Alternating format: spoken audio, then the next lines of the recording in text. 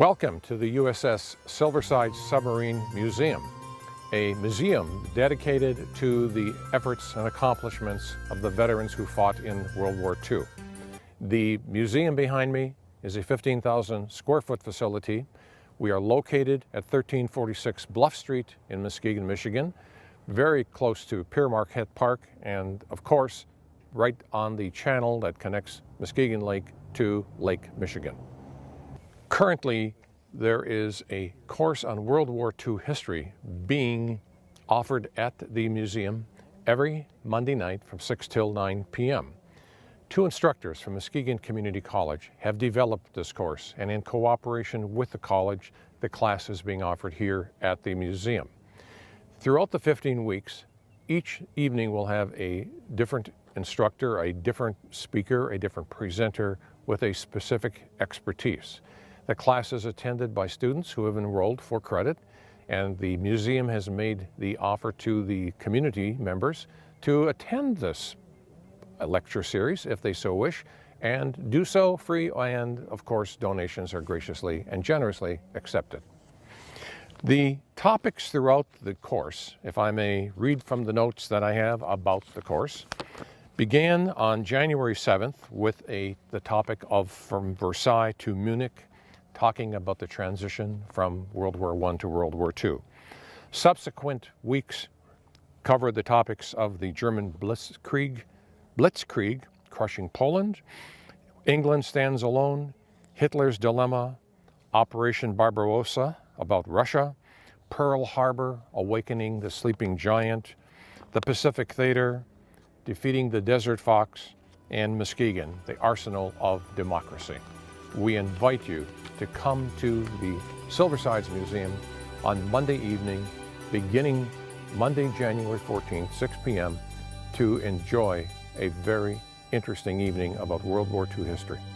Here we are approaching the end, and clearly VE Day. And for young people, this was just as instrumental of a marker in people's lives. Everyone of this era knows exactly where, when, what they were doing on VE Day. My grandfather had great stories he used to share with me. He was 41 years old, and his birthday was May 8th. He turned 41. He had 4 daughters at home. And of course, they find out during the day the wonderful news that indeed the war is over. They're celebrating. And in the afternoon, mail came with his draft induction. He said, hell, I thought we were winning, you know? Needless to say, they did not quite need a 41-year-old man with 4 daughters on May 8th, but that was always his kind of fun story. Victory, certainly. And what is victory without mementos?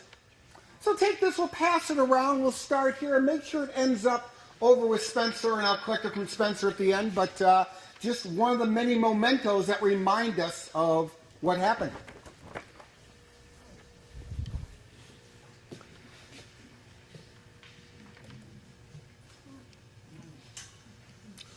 Yeah, hard to imagine without being there just exactly what New York City and many, many other cities were experiencing. Or maybe it's not so hard to imagine. So the war in Europe is over. Victory has been gained. The Nazis are defeated. We know that about 10 days previously, Adolf Hitler committed suicide. So the war is over. VE Day. This is what the last 3.5 years have all been geared toward. Obviously, tremendous jubilation, but war is not over. Japan still looms.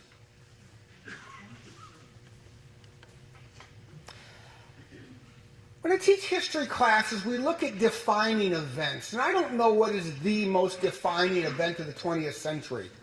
But I always teach because I sincerely believe that the annals of history will tell us the splitting of the atom was. Not the dropping of the bomb, but the splitting of the atom, I think, was the absolute single most defining event of the 20th century. And certainly we're only 70 plus years into what this means. But I think it was just Very significant. How did this atomic bomb started? Well, again, a letter to a president. Certainly research had been being conducted, and most of us know this story. And Albert Einstein, who of course was very famous or infamous at that time, wrote a letter to President Roosevelt. And he was not alone, there were many, but warning the president of the efforts. And this is interesting because President Roosevelt, a Harvard-trained lawyer, certainly was not skilled in the atomic science of the day. But as leadership has it, he took that letter and took its words to heart. And thus he would ask Congress for $2 billion, a staggering amount in 1939, for a secret project. Well, secrets today are hard to come by. Secrets of this time were easily hard. How do you ask Congress for this tremendous amount of money and not tell them why? For national security, for the war effort. Wonderful. Again, he would confide in Winston Churchill and a very few select others on the existence of this project. And this would be the Manhattan Project. It would last approximately 6 years, $2 billion, and would be spread out through the entire United States. A tremendous, labor-intensive, secret project to work on a theory. Nobody knew if this was the way to go. This was still theoretical physics or guesstimation. And we really absorbed the scope of this project. While Oak Ridge, Tennessee was the primary laboratories, you had scientists spread out around the country, all working very much compartmentalized. Creating a project where surely the right hand does not know what the left hand is doing, and that's by design.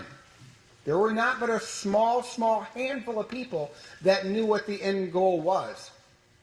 And even that end goal, who really knew what it was? You're trying to create something that does not exist yet. And maybe you'll be successful, maybe you will not.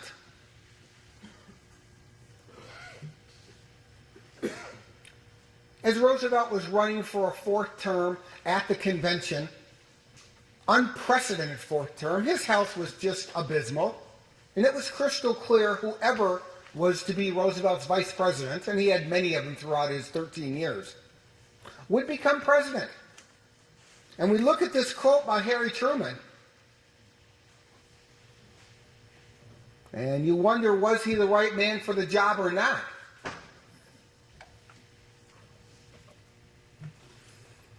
Ultimately, Roosevelt would pass away relatively soon after the term started.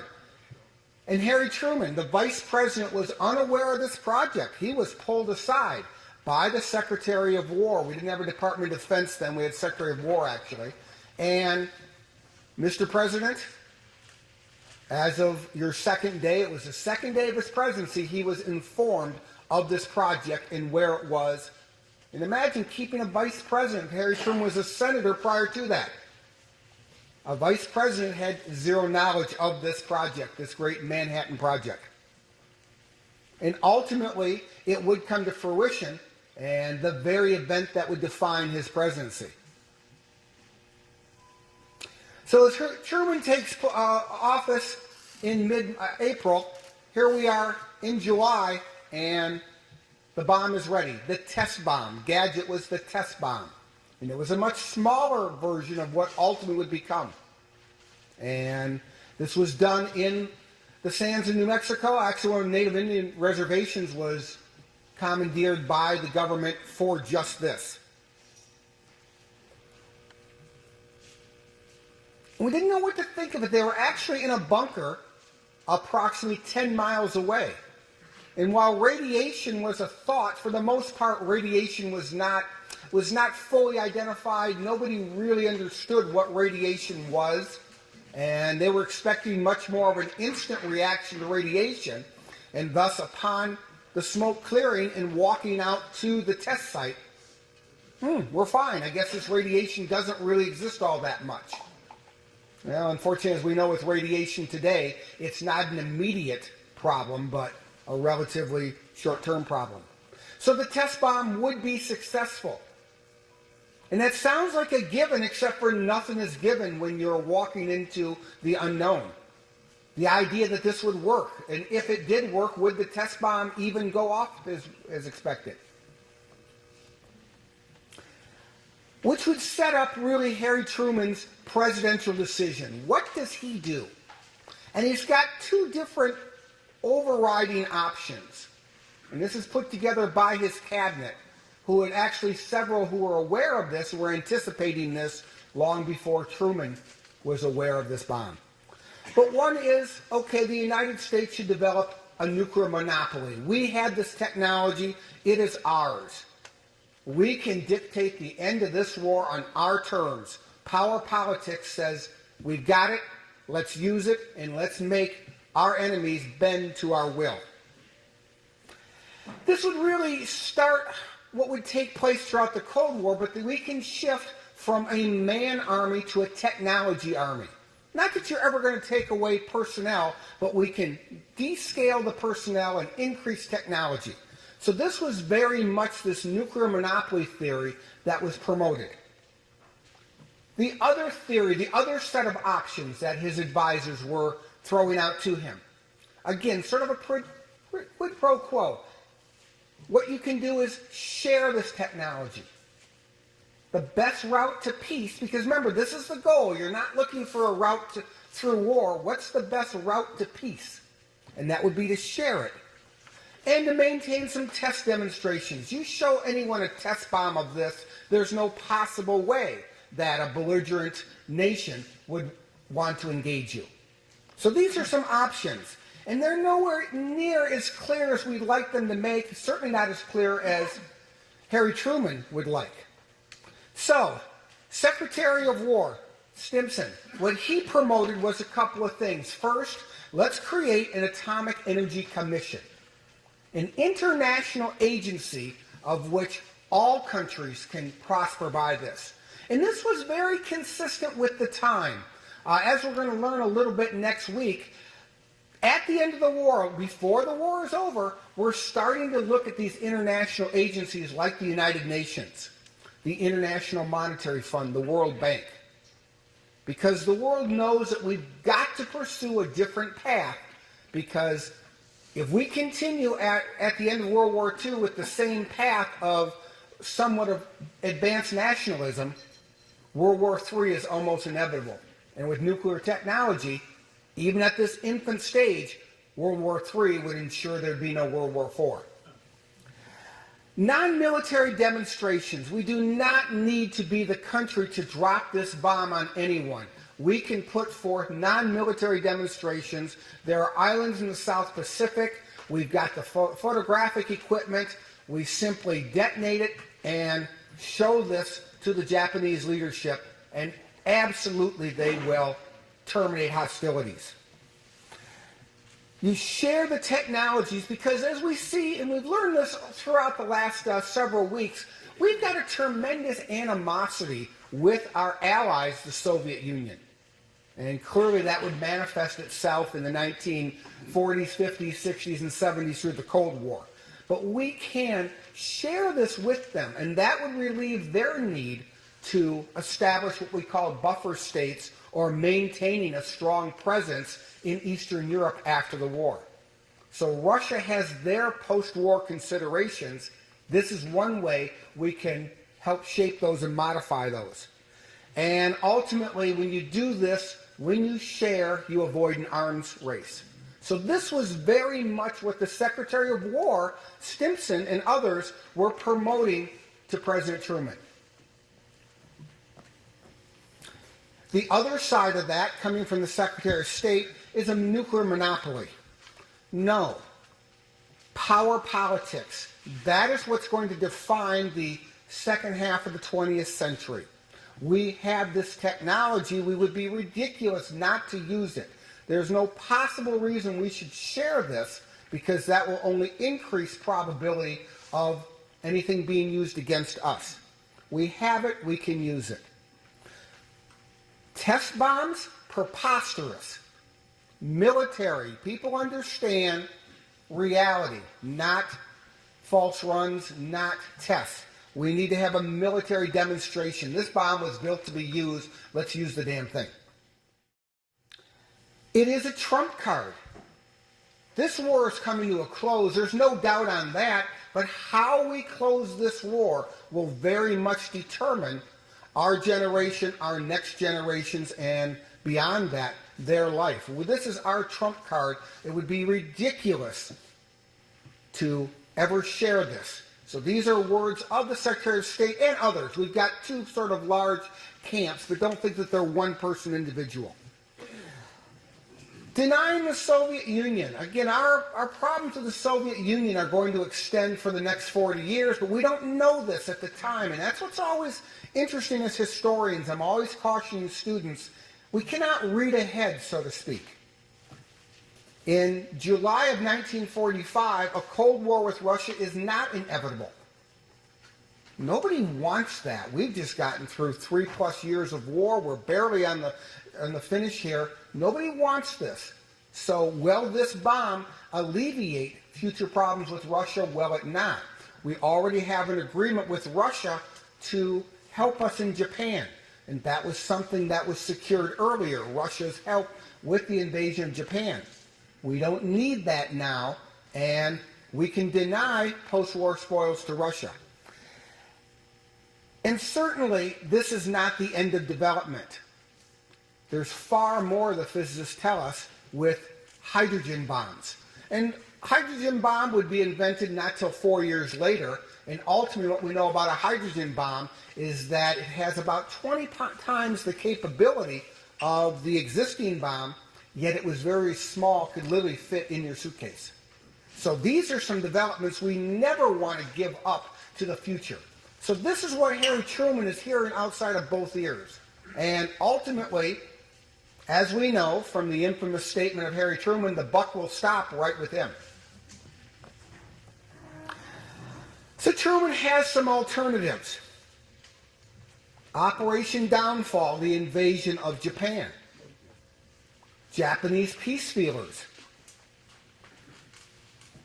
Soviet Union, they have already decided to declare war on Japan, as was agreed. They're maintaining that agreement. Test bombs. All of these are things that Truman is thinking about, and he has to weigh these out and make an ultimate decision.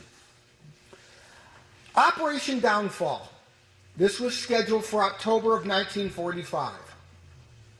Approximately 900,000 troops would be involved. We were going to continue the firebombing. For the past few months, we've been firebombing quite successfully Japan. So much of the Japanese cities, the infrastructure, their homes were built out of wood. And what we were using for firebomb was actually napalm, which is somewhat of a, well, if you think when you're camping, remember those little cans of Cerno, that jelly substance that you light on fire to help with camping? That's really what the firebomb was at this time. Except for it burned at such a high temperature, it would literally, this gelatin substance would fall on structures and burn right through them. There's so much to look at this, and we don't talk about the war crimes and the Nuremberg trials. It's just not something we can fit into one short semester. But what are the ethics of killing 100,000 Tokyo citizens in one night of firebombing? So the Truman he's just consumed with what do you do here? Operation Downfall, again, casualty estimates, they were estimates, nobody knew, but they were certainly extraordinary estimates.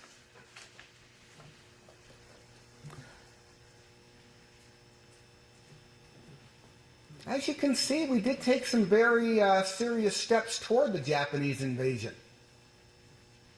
500,000 Purple Hearts were manufactured. So for those who have served since this time and have been awarded that Purple Heart, very likely that was a World War II issue. Japanese peace feelers.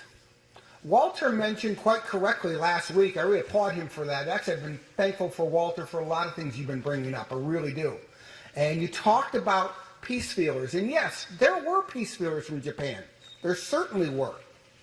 There was no clear evidence, no clear gesture, but certainly there was enough evidence and enough idea that peace is something that Japan was entertaining. We get back to U.S. demands, which were set very, very early in the war, of unconditional surrender. And as students in class, we have to really examine these policies. Is unconditional surrender a good policy? Is that a strength? Is it a weakness? We look at the ultimate, at this time, unconditional surrender was the only policy, yet unconditional surrender implies lack of negotiations. I would defy you to find any war that ends without negotiations. So fortunately, unconditional surrender has not really been uttered in the last 70 plus years. Negotiations. When you refuse to negotiate, I think that's a sign of tremendous weakness, not strength. A popular refrain of the last decade in the war on terrorists is that we will not negotiate with terrorists. Yes, we will. Yes, we have. And yes, we will in the future. So when you look at unconditional surrender, it seems to appeal past and present to our ego. Does that make it a good policy?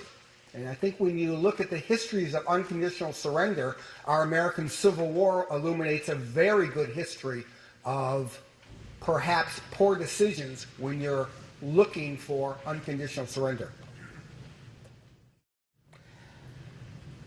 A huge concern of the United States at this time was Soviet involvement. Again, we'd very much solicited and obtained a pledge from Stalin to join in this war 90 days after VE Day.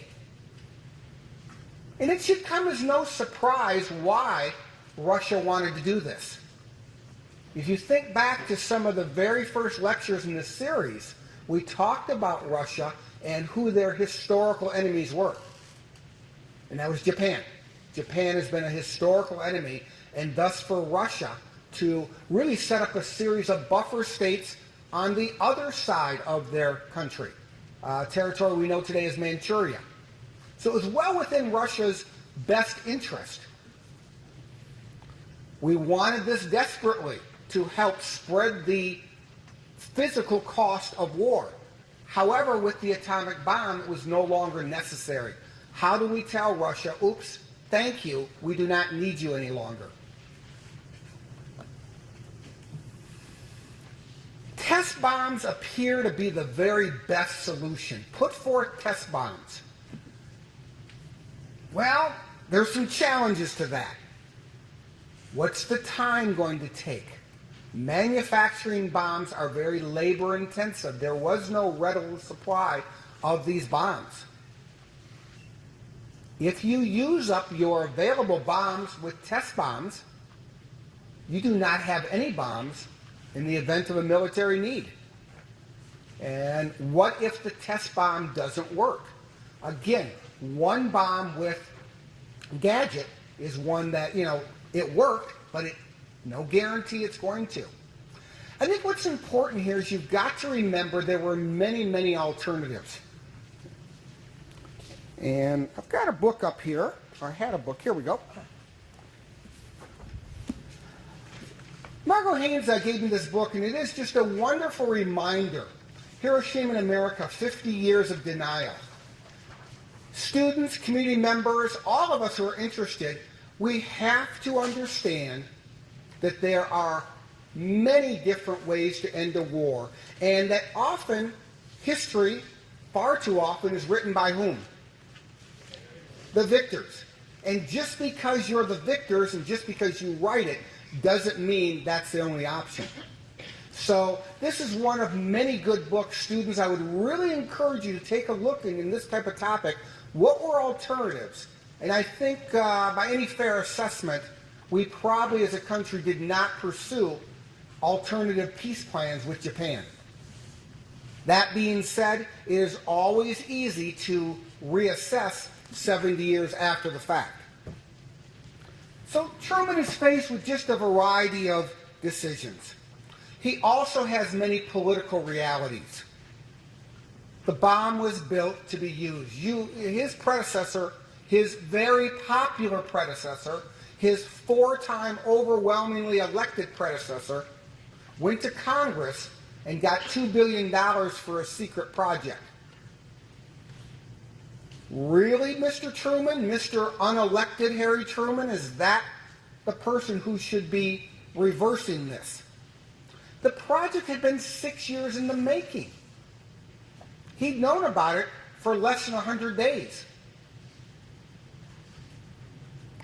And keep getting back, and Harry Truman, his memoirs talked about it. His museum out in Independence, Missouri talks extensively.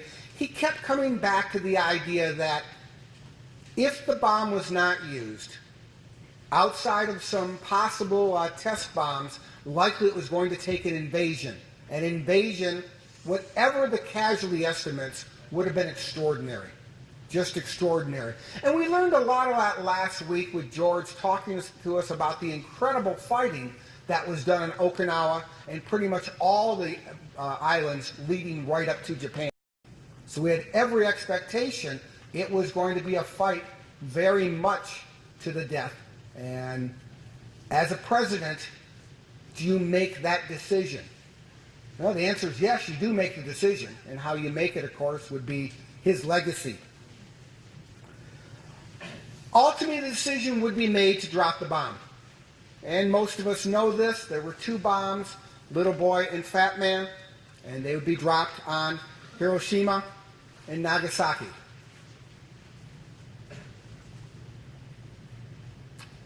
These bombs far surpassed anything that the physicists thought the test would be. Nothing even close to what Gadget was in New Mexico with the test bomb. Director Oppenheimer was often tormented for the rest of his life. I have become the creator of death.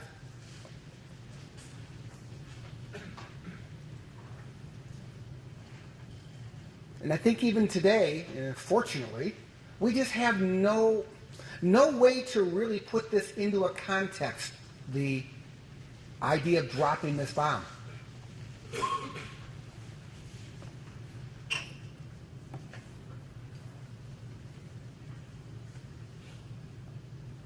Casualties, well, each of the cities upwards of 80 to 100,000 instant casualties, and estimates of approximately 5 million over the next decade due to radiation. And estimates are the word. I don't know if it's important to quibble about the exact numbers. Certainly, the casualties were extraordinary. Far more than anyone could expect. But what could you expect? We had no background on this. Nobody did. There's just a wealth of pictures available to look and find these and research these, and the pictures are startling. They're just, there's just nothing to base this on.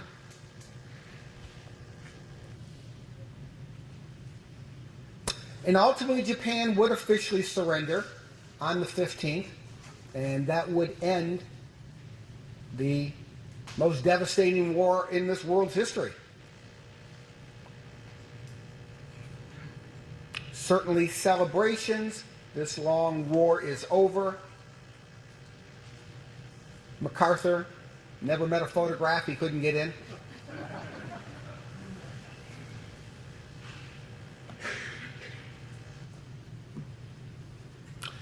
The ceremony aboard the USS Missouri was a somber ceremony, as it should be. Somber as it should be, but this would bring the close. And, of course, upon the conclusion of the war, that would bring all sorts of post-war legacies, which might be a wonderful class for you guys to suggest, or a series of seminars. And that's something we'll really look for next week. But it would usher in this nuclear age. And really, that's part of what we live in today. We look at the headlines today. Possible of North Korea. I was really very impressed last Friday, with the ever-increasing ratcheting up of talk with North Korea and bombing and words, and the United States saying we have to step back from this. We have to bring our level of verbal engagement down. And I think that's so essential. It just is. Because we have to be careful how testosterone and ego gets into shaping politics. And students, that's why this decision is studied so intensely.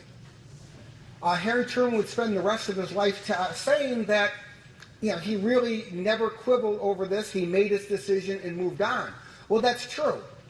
It also tore the man up inside, because I think it was that absolute decision of very few rights and wrongs.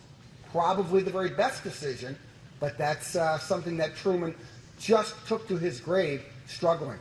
Like I say, most of our presidents today are putting together research centers and libraries. If you get to Independence, Kansas, Kansas City suburb, the Harry Truman Center is just wonderful. It's really I spent about 8 hours there last couple, because I was staying with relatives. That gave me incentive to go spend more time. But there's plenty to learn about that. And ultimately, as Harry Truman said, the buck did stop here. And it did stop on at his desk.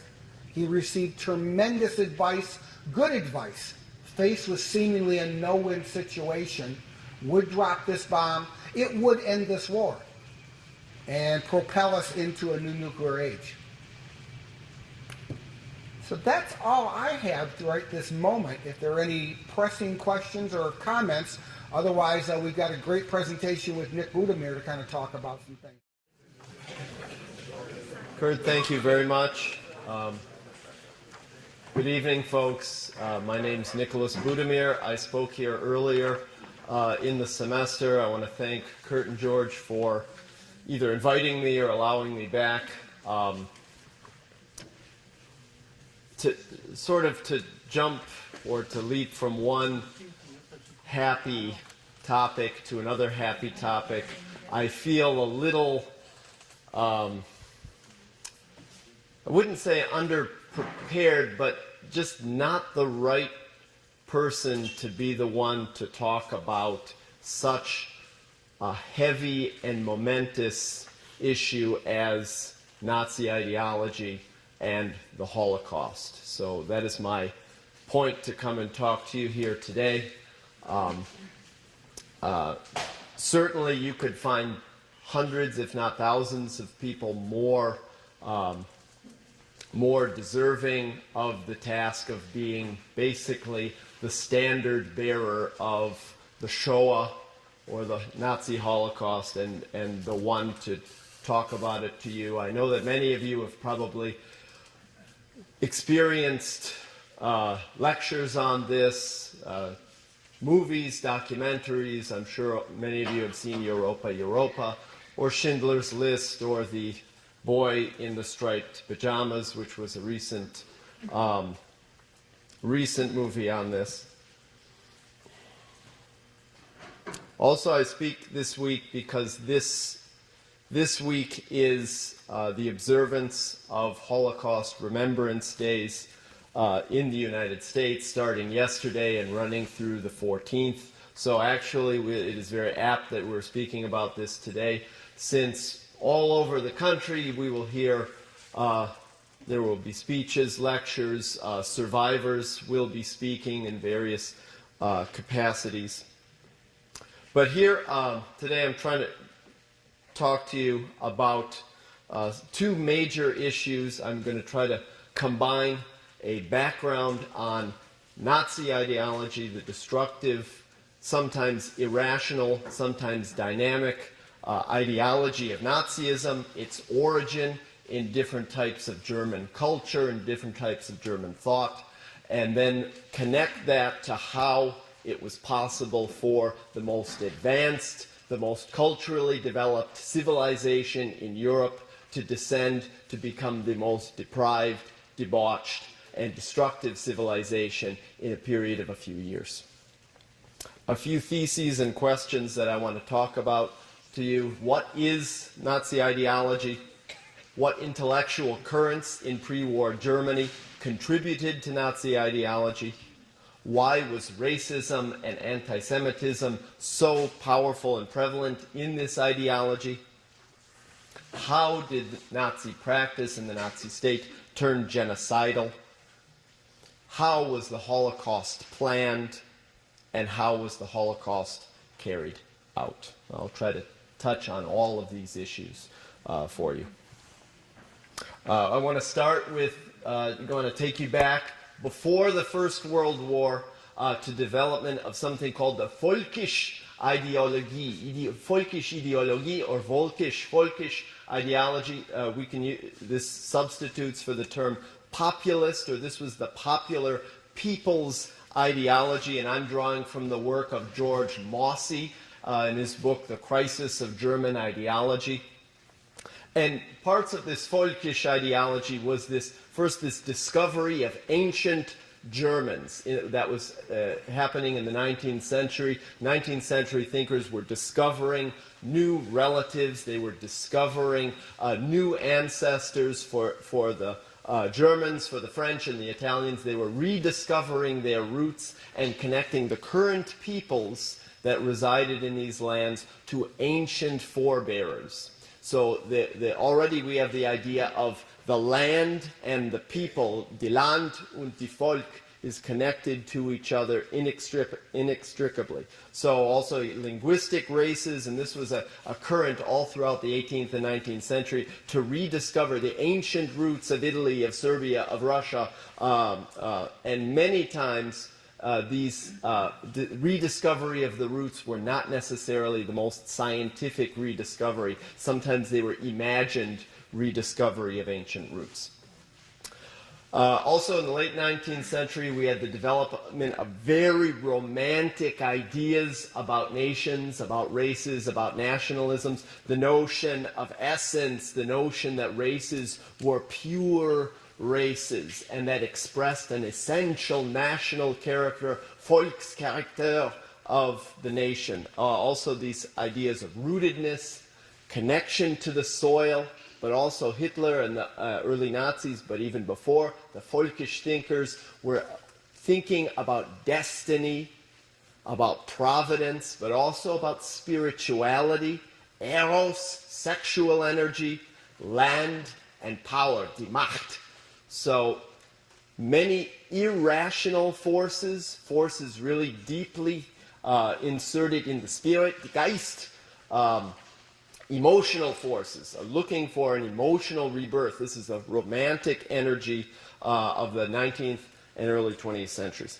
Völkisch thinkers were against these external values. Reason, rationality were seemingly corrupting European civilization, and the spirit, the Geist, needed to be reawoken, and these ancient roots would somehow ignite the essential spirit, the liquids. You kind of get this idea that the essential energies, the purity of essence, if you go back to Kubrick's movies, would be roused with reawakening the Völkisch spirit.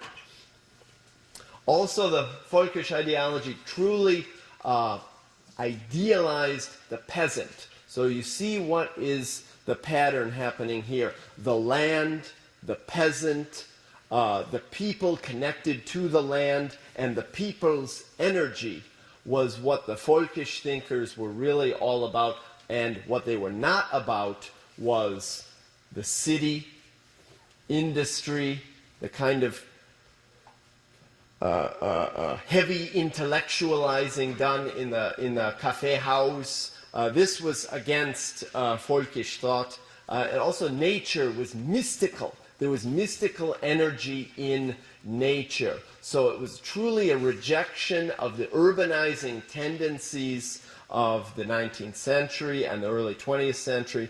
And what a lot of the later folkish thinkers did was they connected the disruptions that were being caused by capitalism, the urbanization, the destruction of the small peasant communities, and the reformulation into cities. What folkish thinkers were reformulating this into was antagonism towards Jews. It wasn't capitalism which was causing this, but the infiltration of the eternal Jew was infiltrating into the spirit and undermining the traditional solidarity of the German people. So displacing frustrations about capitalism, workers' frustrations about losing control over their own production was displaced not on capitalists, not on Krupp and Thyssen and I.J. Farben, but onto Jews instead. So it was a displacement of aggression from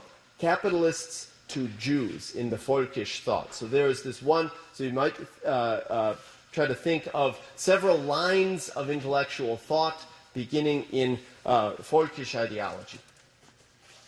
And here, this is a Nazi-era painting, but it kind of communicates what I want to say about folkish thought. Where is it located? It's located in the countryside.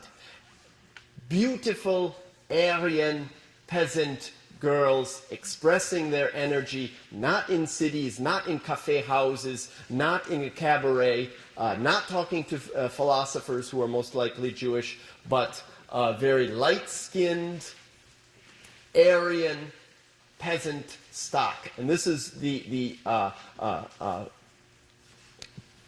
purest expression of sort of this folkish ideology and pure German, not adulterated by external forces. Also in the mid-19th century in Germany there was this construction and this glorification of the Teutonic past.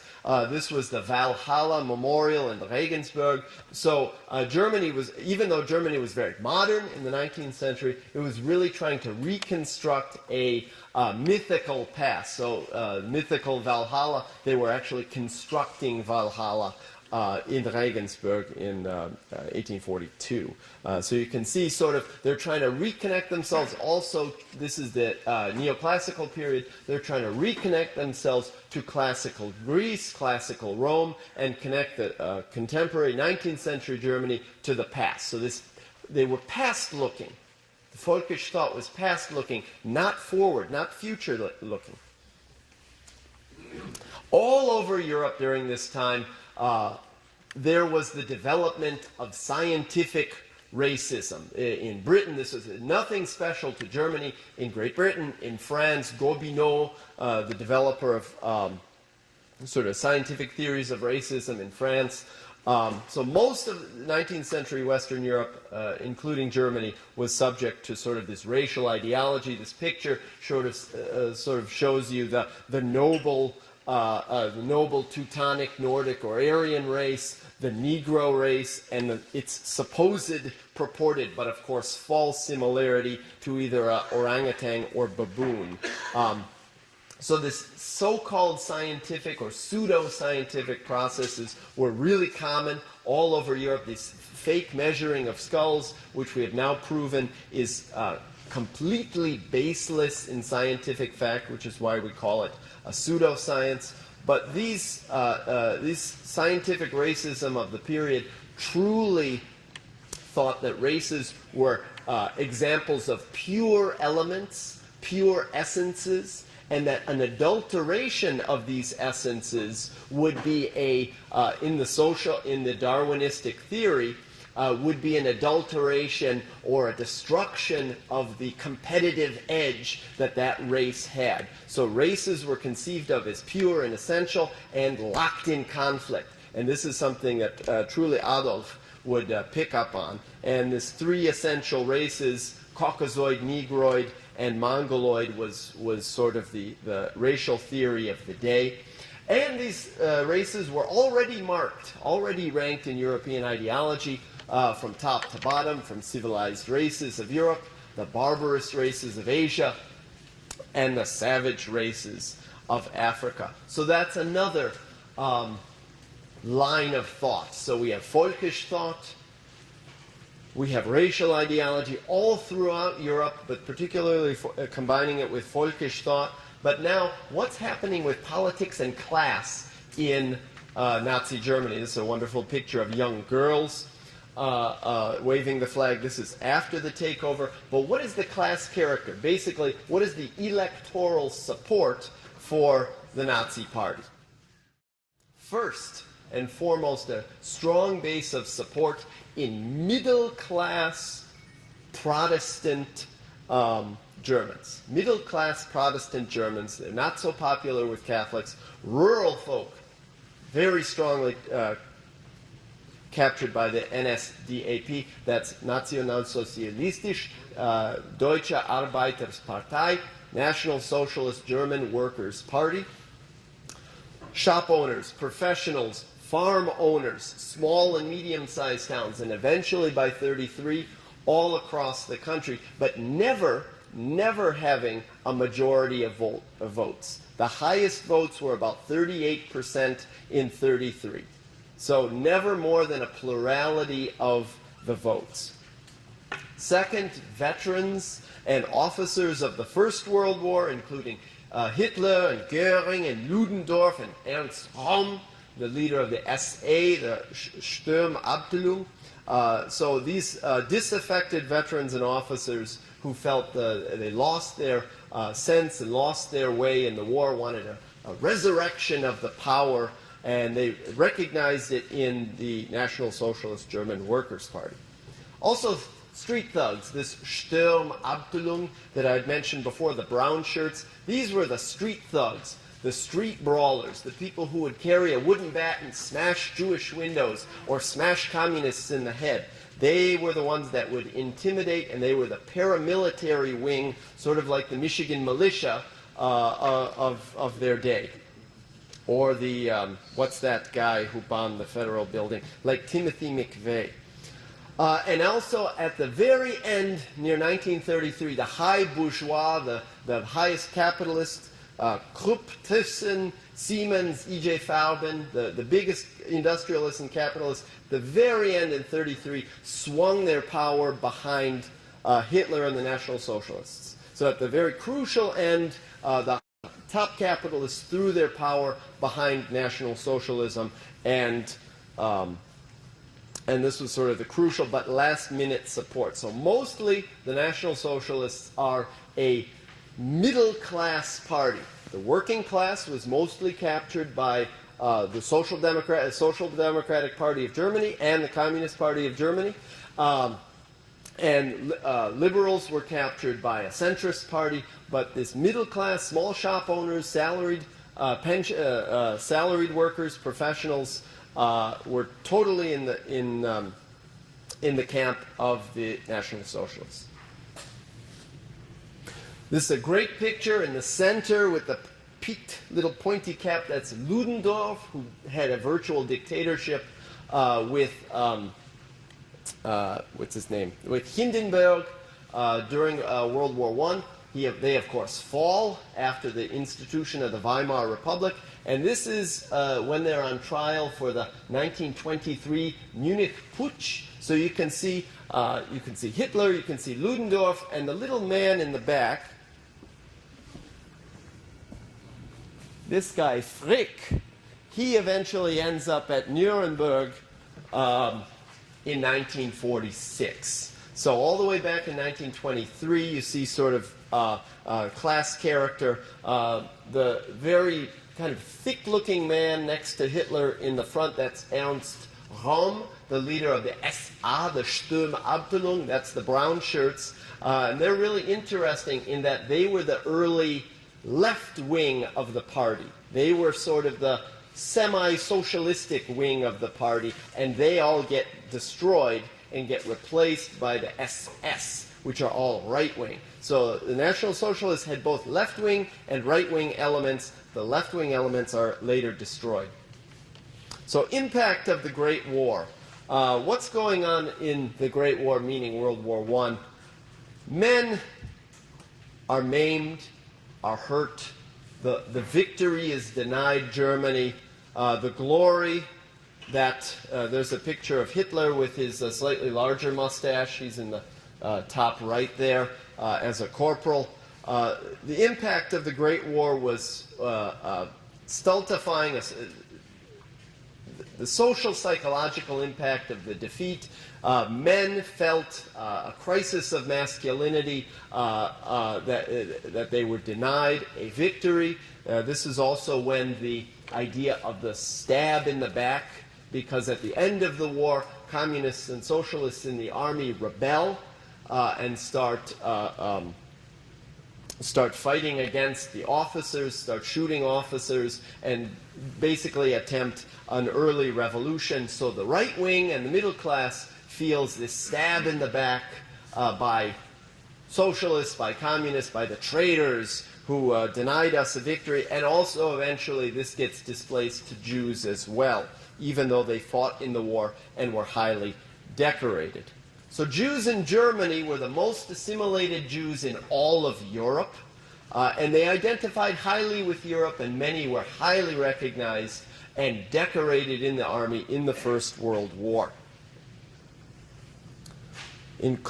Germany's huge culture, its scientific culture, its artistic culture, its musical culture, was driven by the artistic and creative power of German Jews, including Albert Einstein, Fritz Haber, Otto Stern. Einstein, Haber, and Stern all won Nobel Prizes. Werner Klemperer, an actor, we know him. Theodor Adorno, Hannah Arendt, and hundreds more. Here they are again. There's Einstein, Otto Stern, Theodor Adorno, who's actually a sociologist, and he emigrated to the United States, and he wrote a gigantic book after the war in Germany called The Authoritarian Personality, talking about people who were most likely to join the National Socialists. We have Fritz Haber. He's an interesting character. He is principally responsible for the development of the poison gas in World War I. He is also principally responsible for the development of the use of nitrogenated fertilizer, which allows us to basically all eat. And his inventions, discoveries, and labs eventually develop the Zyklon B, which was used in the gas chambers. And Fritz Haber was a Jew. He died on his way to Palestine in 1934 after he refused to work for the Nazis. Fritz Haber is a very interesting character to think about his life and work and its contradictory elements. Our man who was born in Germany, a German Jew who would play Commandant Colonel Klink, Werner Klemperer, who was also a German Jew, and the writer Hannah Arendt, who would later write the book Eichmann in Jerusalem in the 1960s. Hannah Arendt was a great observer of totalitarian movements. Another reason behind the Nazi takeover and Nazi ideology is the failure of the left, the failure of those to defend the Weimar Republic. Another German thinker, Walter Benjamin, said this great phrase: every fascism is the index of a failed revolution. What does that mean? When the left, when democratic forces, when the working class forces are unable to successfully have a revolution, successfully able to beat the bourgeois, when they are defeated, what is left in its place? Is left a vacuum, a hole. And what happens in that hole when the left leads that hole? The right wing comes in and destroys them. 2 points, the 1918 revolution, the Spartakusbund, and then the 1923 revolution. Both of those were defeated, did not work, did not get the support. Any left-wing movement lost its power, lost its elan in the 1920s, left open the way for the fascist takeover later.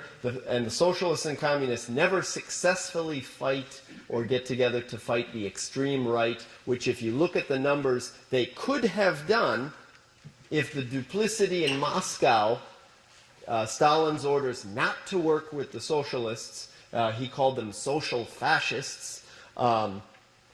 Together, if the KPD and the SPD had more votes in the Reichstag than the Nazis, they could have prevented their takeover in 1933. They refused. The head of the Communist Party in Germany, Ernst Thälmann, said, "Oh, let them come to power, and in 6 weeks they will fall, and we will be in power." Well, in 6 weeks, Ernst Thälmann was in a concentration camp where he stayed until 1945, until they shot him when the Red Army was on its way. And this was pictures of the armed workers and soldiers under Rosa Luxemburg in 1918, later in 1923. She was killed by right-wing Freikorps in 1919. And these right-wing Freikorps are the same groups or similar groups that bring Hitler to power only 10 years later.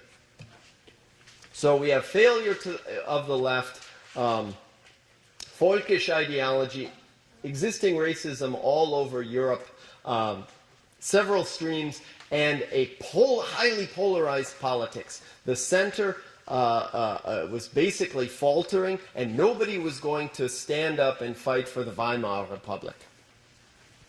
And so what ends up filling the void of nobody wanting to fight for the Weimar Republic is left-wing groups do pick up power, but also the right picks up a lot of power, and the NSDAP, the Nazi Party, grows and grows and grows very quickly. 1928, 1930, 1932, 1933, huge electoral margins, and in comes a very strong anti-Semitism.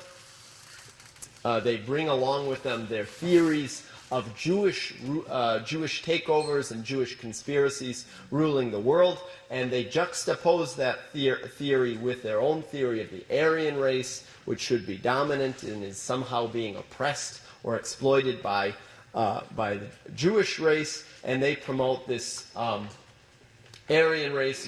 You see again this idea of the Volk, clearly distinguishable, the blonde hair, and this was this ideal of the Aryan maiden, and you'll see many of these coming up here. So I'm not going to take you through the detailed takeover of the Nazis, but we have here, by 33, nobody would fight for the Weimar Republic. The left thought it was a social fascist regime, and the right thought Weimar Republic was a corrupt, debauched Jew haven, which in fact the Weimar Republic was the most dynamic, culturally sensitive and democratic period Germany had ever had up to that period of time, but nobody would fight for the democracy and Republic of Weimar, so it fell to the extreme right. By the time the Nazis are in power, children's literature and children's books, this is published in Der Stürmer by Julius Streicher. On the left, you see the poison mushroom, which is clearly a highly characterized Jewish stereotype, anti-Semitic stereotype, and the book, this children's book, was filled with comics like the one on the right, and the caption basically says it's talking about Jews who had converted to Christianity, and they said the girls in the back, who are the Aryan girls, snicker and say, being converted has not made him a Gentile, and the comic goes on, and you can see Jews are highly caricatured, stereotyped. They look like the other, the body is different, the nose is different, always to highlight the differentness and the alien character of Jews. And this stereotype continues. The caption basically says, here's little candies for you children, except that you have to come with me. Here, of course, connecting Jews, or suggesting to connect them to child molestation and the kidnapping of children, which was the old libel from the Middle Ages hurled at Jews by European Christians. And this was children's literature taught in schools, published by Julius Streicher, who I believe he killed himself. No. He was in the docket at Nuremberg. And by the way, he got the lowest IQ score of any of the people in the docket. I just thought that was interesting because he was the most virulently anti-Semitic of any of those in the docket. Also taught in German schools was this flight from the land, this theory that the German Volk, the Deutsche Volk, was being pushed off the land into the cities, and the land was being invaded by Polish and Slavic hordes, the Untermenschen, from the east. So this was being taught in schools. You can see the areas moving into actually became Poland after World War I. They don't call it Poland, of course, in this map in the 30s, but it is definitely Poland. Basically talking about the invasion of the other. So Germans got the point that they were being invaded by foreign others, by aliens, and that they needed to defend themselves. These are all courtesy of Calvin College. They have a large exhibit of propaganda posters.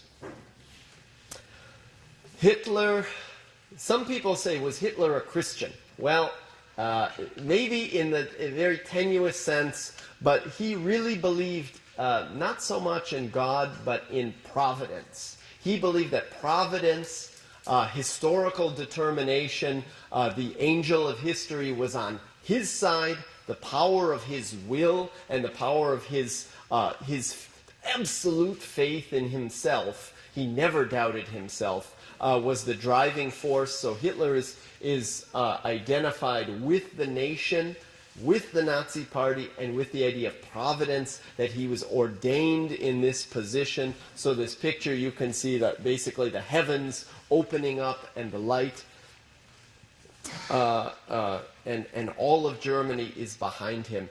Es liebe Deutschland. Again, connecting Hitler to, this is a very famous picture, connecting Hitler as the great Germanic knight, coming in, riding in to save Germany. This was a 1935 painting, connecting him again to this glorious Teutonic past. So we have this idea, the Führerprinzip, where the leader. So this is where all these anti-democratic tendencies really flare up.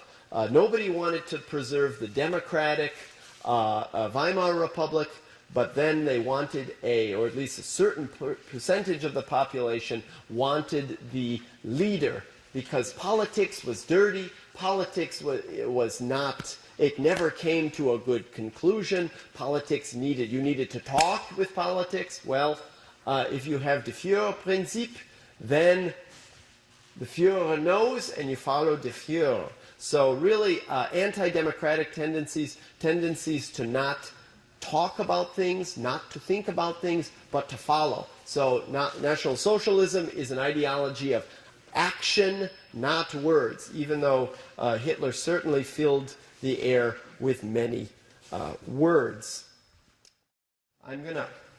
What you're going to see in this is about a 2-minute clip. The film is not good, is not great, but what he says and some of the translations are very good. Now this is where a very early address of Hitler, it's about 2.5 minutes.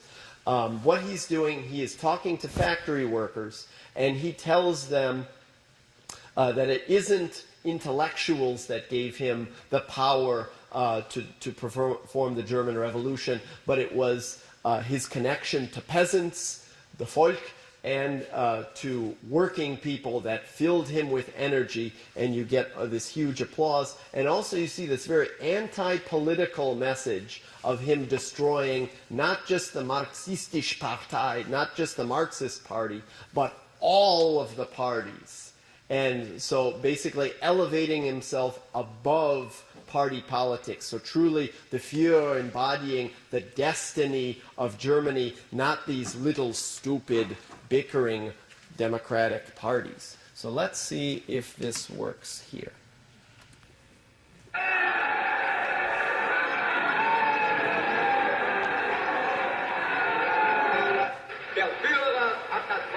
These are all workers.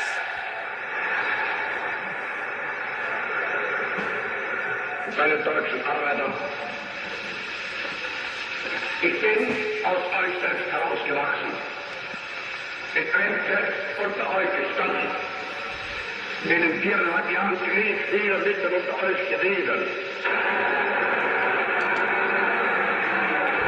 Und habe mich dann durch Fleiß, Lernen und ich kann sagen durch Hungern langsam emporgearbeitet. Ich weiß, That's that point about the intellectuals and the Arbeiter as worker. Ich habe das auch von Anfang an nicht gesagt. Ich sagte, ihr müsst mir 4 Jahre Zeit geben. Es ist sehr leicht zu sagen, alle Reden stehen still, wenn unser Arm ist still. Es ist aber schwer, die Reden, die einmal stillstehen, wieder in Gang zu setzen. Die intellektuellen Schichten haben mir den Mut gegeben, dieses gigantische Werk zu beginnen. Und das kann ich sagen, den Mut habe ich nur gefasst, weil ich 2 Schichten kannte, den Bauer und den deutschen Arbeiter. See, that's populist rhetoric, the farmers and the workers. Wir haben mit diesen 9 Monaten Ungeheuerliches erreicht. Vielleicht wird manch unter Ihnen sein, der es mir nicht verzeihen kann, dass ich die marxistische Partei vernichtete. Aber mein Freund, ich habe die anderen genauso vernichtet.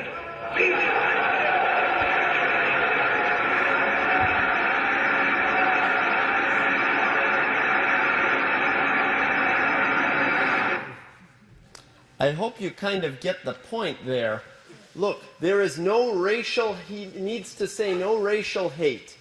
First, all he needs to say is very populist rhetoric against the intellectuals. No intellectuals help me, just the power of the people. Then he puts himself above all kinds of politics. You can see that in a kind of all kinds of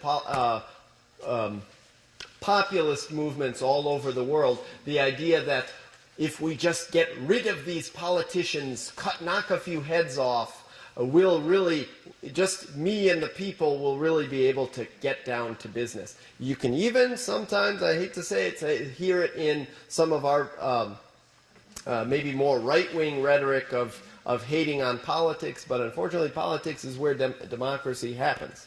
So anyone who had grief or guff against the Weimar Republic heard that and said, yes, he has transcended that nasty, dirty politics. One last little note.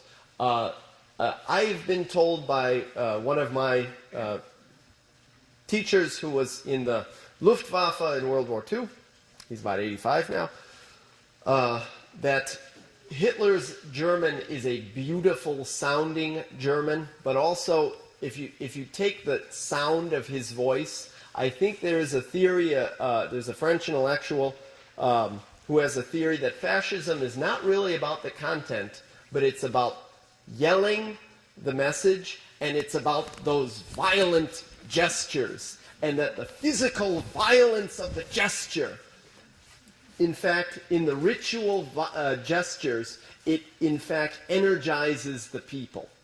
And you could say anything, but if I say it with this violent gesture, you are in fact energized and affected by it. So there's a little bit in there.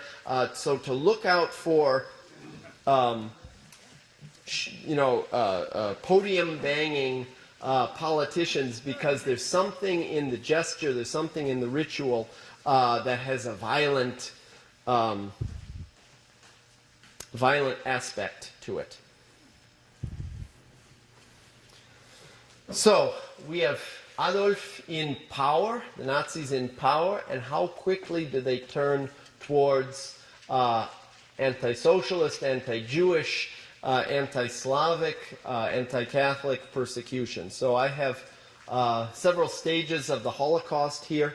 I have the stage from 1933 to 37 and after, basically forms of persecution and exclusion, not yet genocide. I have about 37 to 39 forms of forced migration, sterilization, Aryanization, and pogroms, violent shooting and killing. Maybe not yet genocide. 39 to 42, concentration, relocation, mass executions, and forced labor. And finally, 42 to 45, the true decision for pure genocide, gas chambers, and death camps. So about four stages, 4 periods of time. Run through a little bit of a list just to run us into what's going on. March of 33, the enabling laws. Hitler can rule by decree. So this is immediately after being appointed chancellor. Same month, Dachau concentration camp is built, primarily to house socialists and communists and political prisoners. Here's a good point. Early 1933, all of the people who would voice an opposition, all of the leaders, trade union leaders, socialists and communists, those least likely to follow him and most likely to question the Nazi Party are immediately arrested. So you're progressively eliminating all of those people who would voice opposition. So from 33 on, we're slowly eliminating, taking out the opposition. April of 33, excluding Jews from public office. July of 33, sterilization courts for hereditary congenital disease are established. At the end, about 110,000 people called hereditary congenital disease will be sterilized or euthanized. September of 1935, of course I'm skipping much, I apologize. The Nuremberg laws, marriage and intimate relations between Aryans and non-Aryans are forbidden, but also for Jews, for Sinti, for Roma, and for any, there were, believe it or not, Germans of African descent, and they were also banned. And by July of 1937, Buchenwald concentration camp opens, and by 1938, thousands of homosexuals were arrested and sent there. So arrest after arrest, different groups who were considered less, under, beneath, are being rounded up, marginalized, excluded from society, made the other. Are you an Aryan? This is how you would know. The Nuremberg laws, determine what kind of ancestry are you. The middle two, Mischlinge, would be of Aryans of mixed blood, and they were also to be dealt with in a very rough way. Eventually, many would be sent to the concentration camps, and in fact, all except for the far left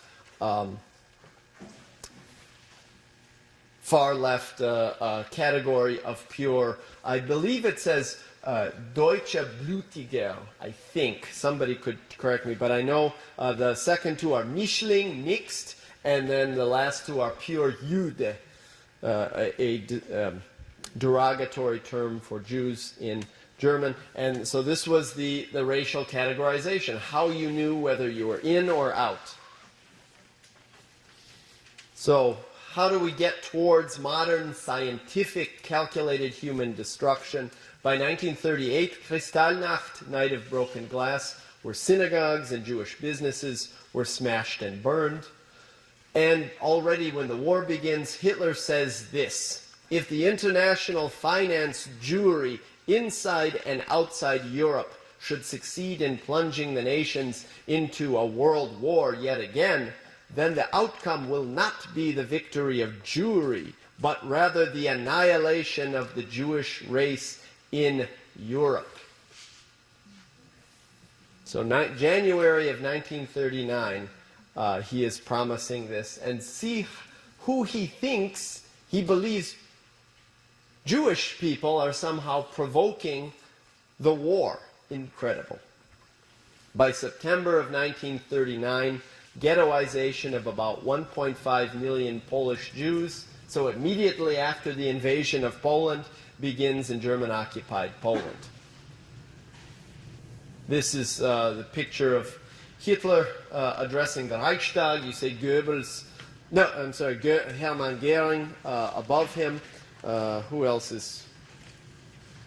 That's all I can tell. Maybe Rudolf Hess is in the back there, but it doesn't look like it. But it's Hitler and Goering. Already by January of 1940, they're experimenting with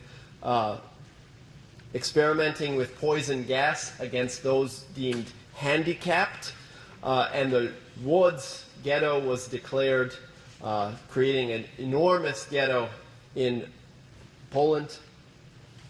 By May of 1940, 5,000 Roma and Sinti are deported to Polish ghettos, and the Auschwitz concentration camp is founded. So May of 1940, initially simply a camp, not a death camp yet. So by this point, June of 1940, the idea of genocide is not yet fully formed, but the idea of mass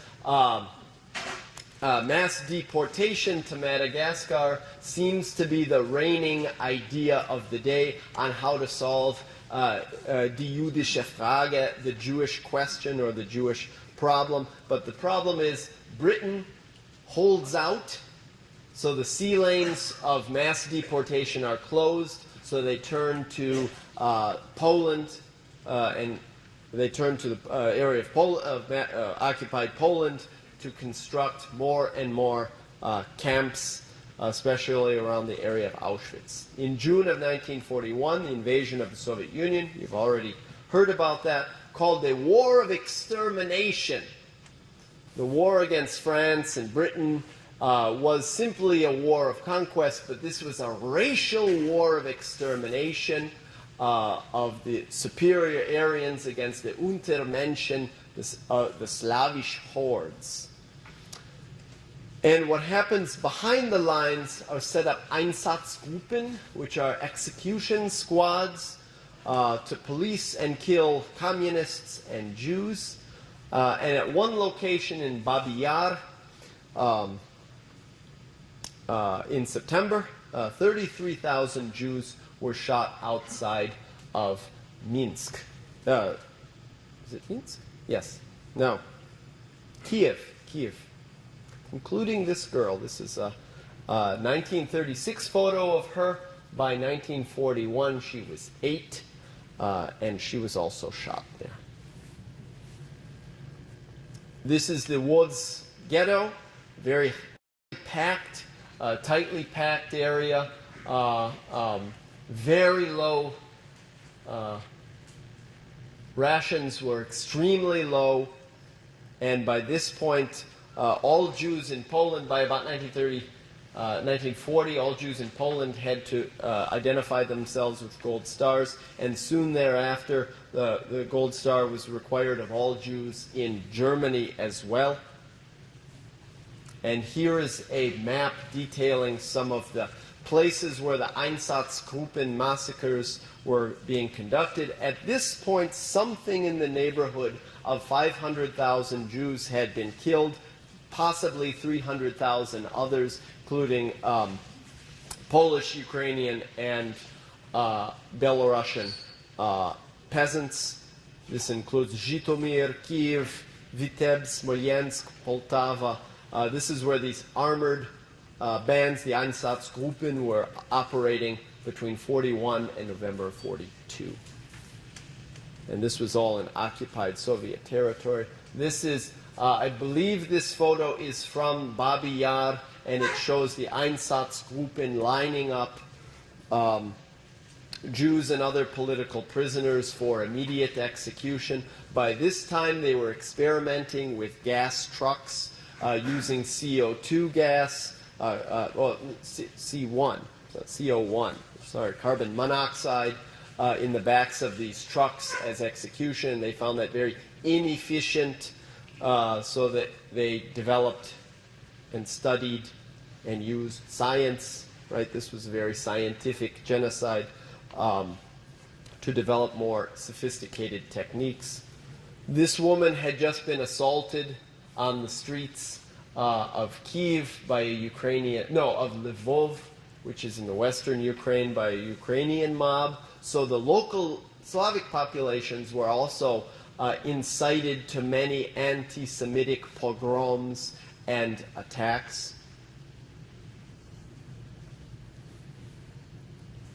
By September of 41, the experimental gassing of the elderly was being carried out at Auschwitz, and Jews in the Reich were required to wear the yellow star as an identification. The war, the continuing war, was being blamed on the Jews, der Jude. The first poster, I think it's Kriegsanstifter and Kriegsverlangerer. So it's basically the war inciters and the war continuers. I might be translating it wrong. Basically, those who started and continually provoke the war. And then the poster on the right, it's kind of difficult to think, but the lion symbolizes Britain. We have our Uncle Sam there, and then we have sort of a caricatured Asiatic who symbolizes the Soviet Union, but they all come from the mouth of the Jew, of the eternal Jew.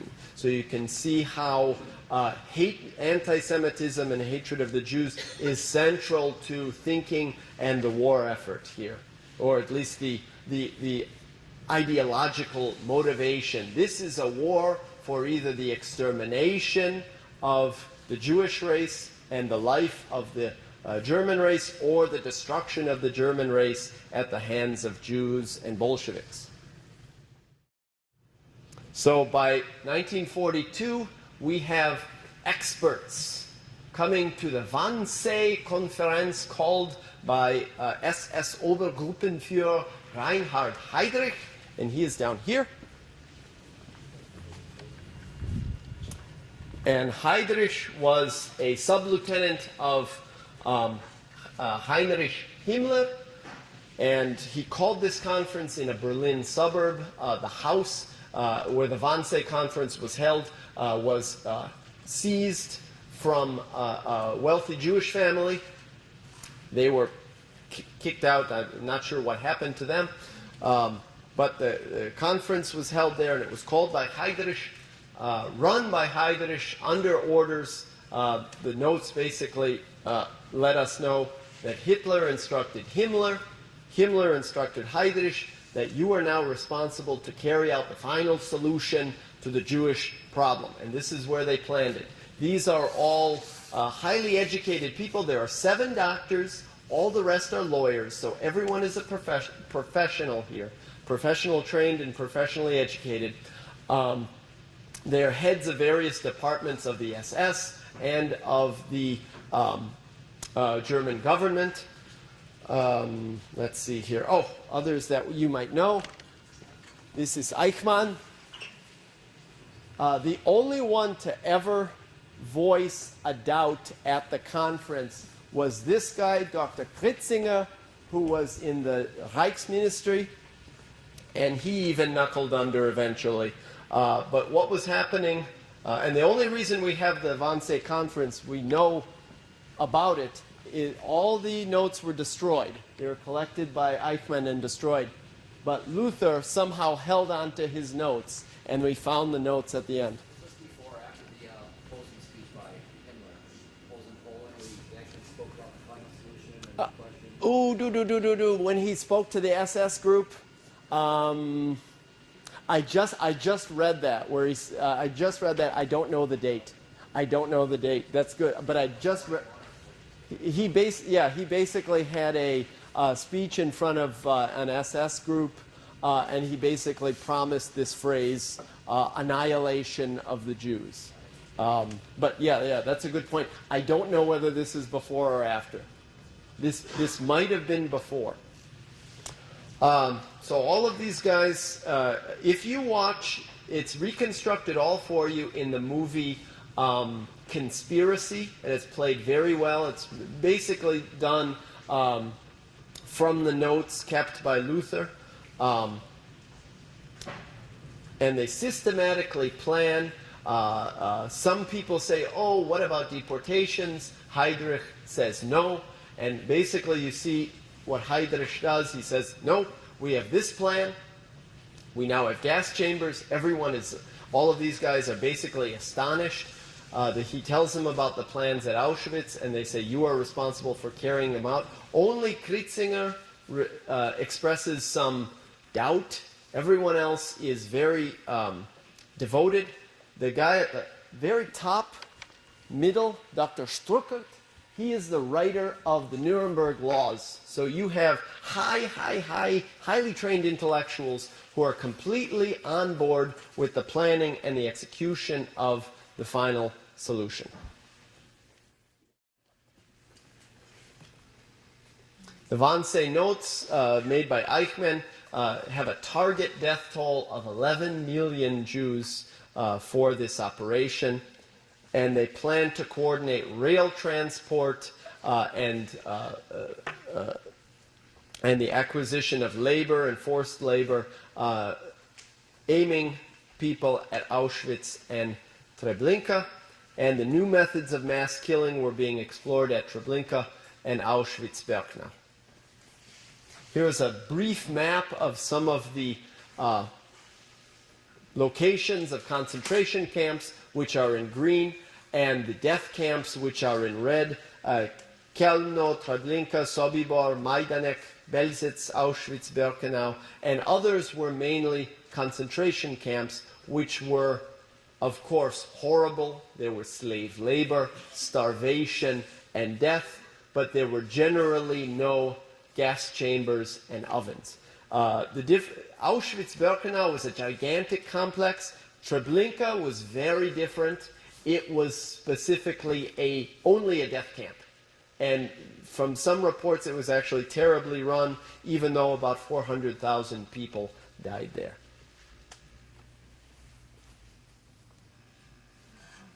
This is a still from Bergen-Belsen after the war of the pits of the dead.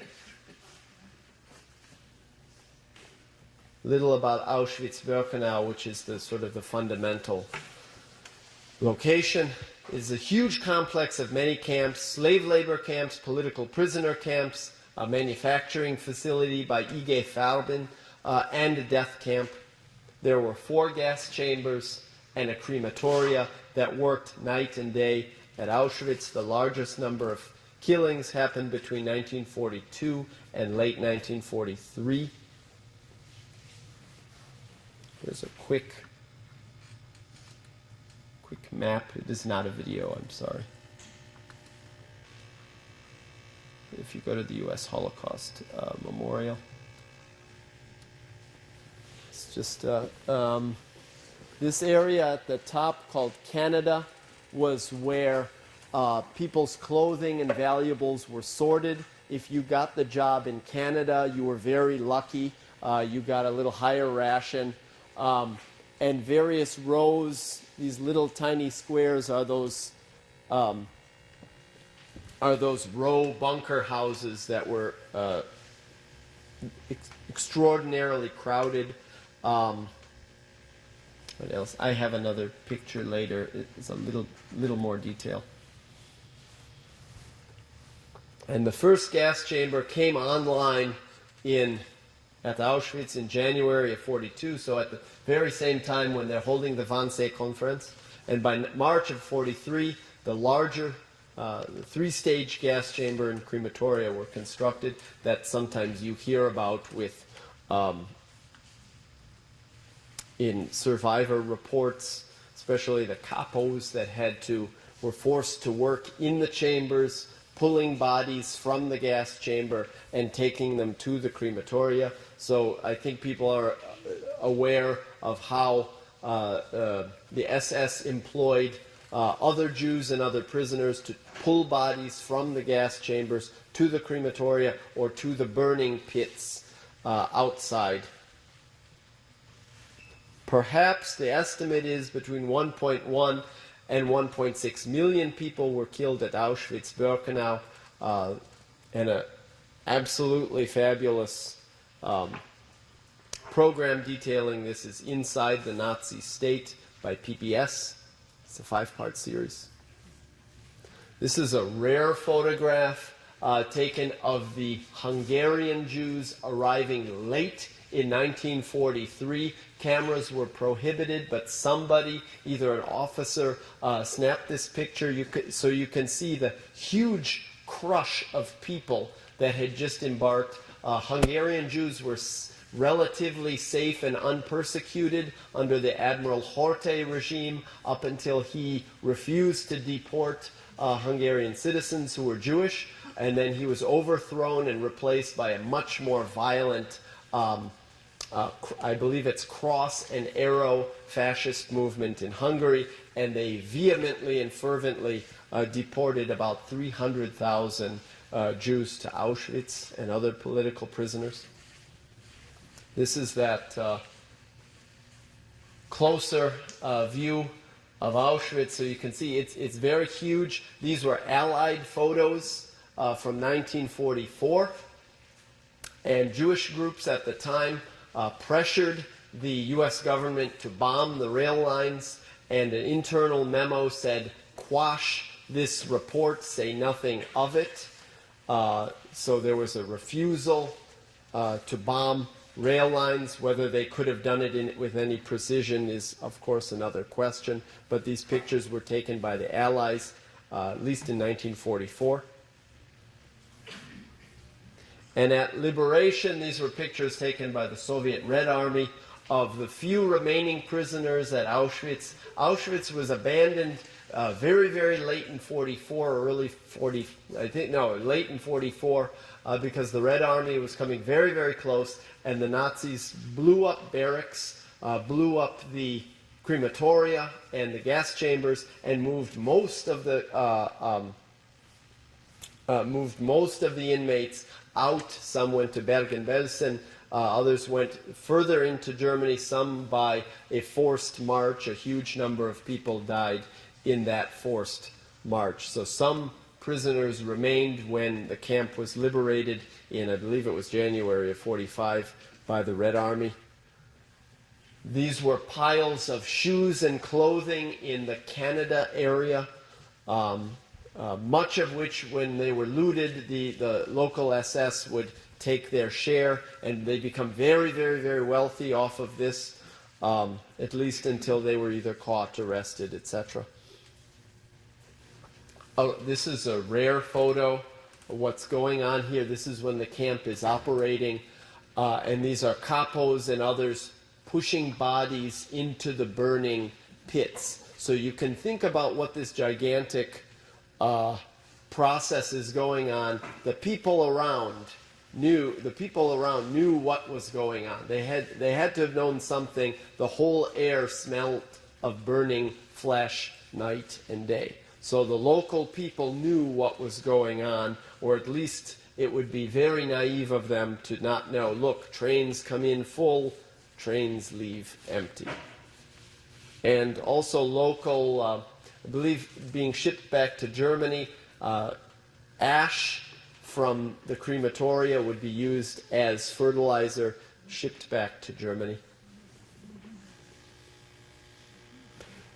This is Rudolf Höss, the camp commander of Auschwitz, a zealous Nazi, never expressed any remorse whatsoever for anything. He felt this was what I needed to do. We were never any remorse, but he admitted everything that he did. He believed that he had killed up to 3 million people, but scholars think that it's around 1.5 million.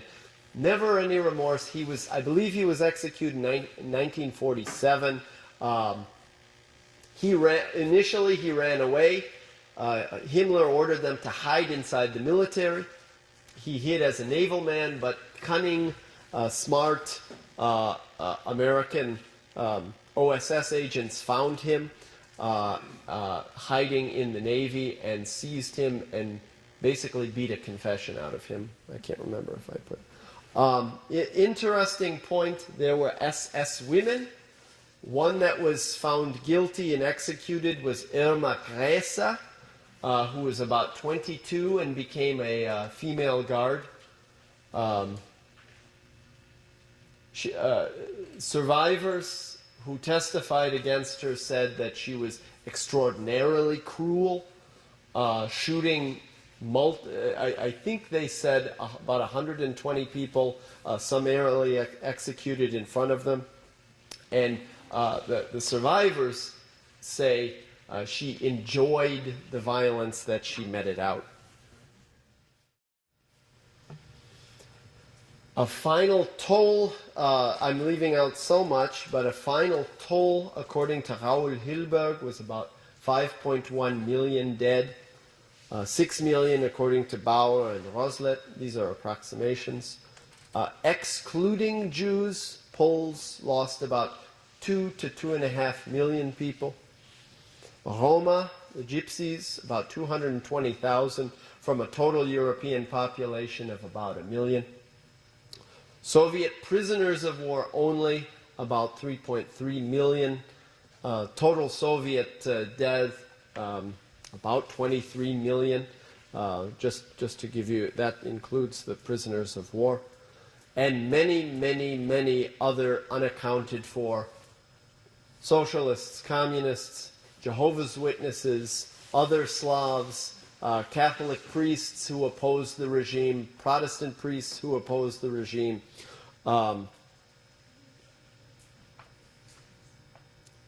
Germans who opposed the regime, and of course my humble apologies for leaving out very, very much. The aftermath of the war, the Nuremberg trials, which are unprecedented in history, set up a trial that nobody could have imagined and was organized under such duress, so much to sift through,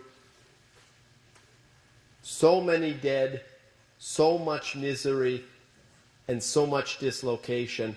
And they attempted to apply some sort of reasonable standard of law to that. And they were surprisingly fair. Some people, especially at the Nuremberg trials, were acquitted and let go. Albert Speer, who is in charge of armaments and slave labor, only got about 15 to 20 years. He went on to write many books, and he lived a very comfortable, successful life. Some people think, when I was younger and my dad used to tell me about this, I thought it was a crime that anyone would be acquitted. But if you are a people who believes in justice and that justice needs to be done, you have to go based upon what a fair trial demands. The Holocaust in human memory really helped us repudiate scientific racism that was truly dominant in Western and American society. The social scientist Ashley Montagu repudiates the race concept very thoroughly. And finally, by the 1960s. And basically, a tectonic shift in world thinking.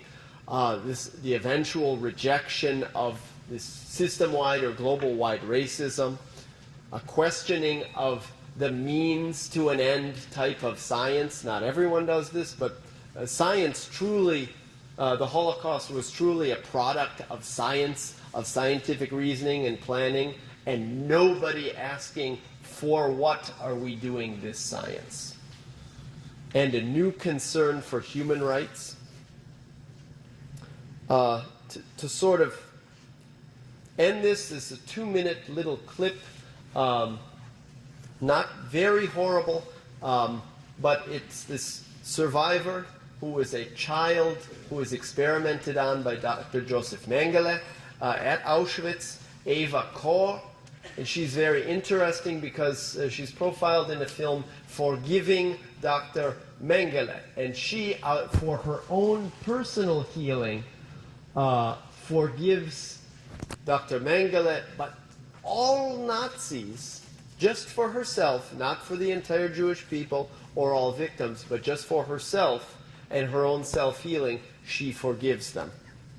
This is about 2 minutes, and she really is a fascinating story, and she's so cute too. You'll see. She's very feisty. This is Eva Kor of Terre Haute, Indiana. On the 40th anniversary of the liberation of Auschwitz, a handful of survivors of this monument to Nazi evil returned. Eva Kor, with her twin sister Miriam, found a record of their past. Eva and Miriam were 9 years old and in the front row when the Soviet soldiers liberated this death factory years ago. And they found among a few thousand survivors a large group of twins. Twins who underwent inhuman medical experiments at the hands of Dr. Joseph Mengele, the camp surgeon at Auschwitz, who was known as the Angel of Death.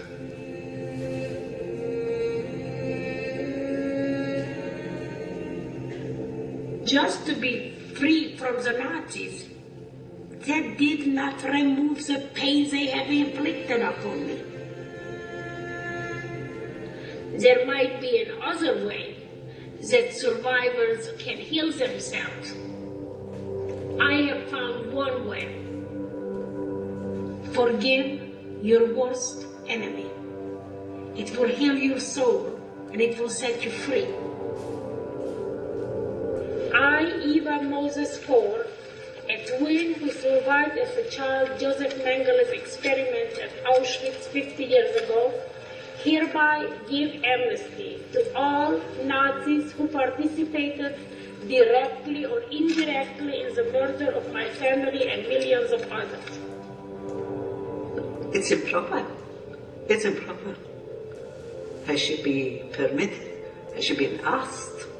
How can you speak in the name of the people who are not alive anymore? I mean,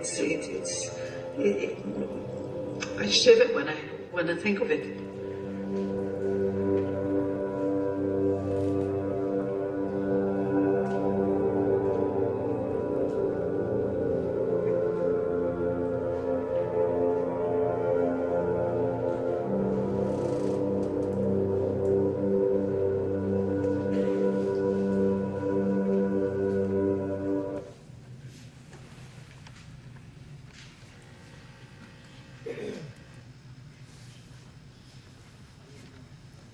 She's really a fascinating woman.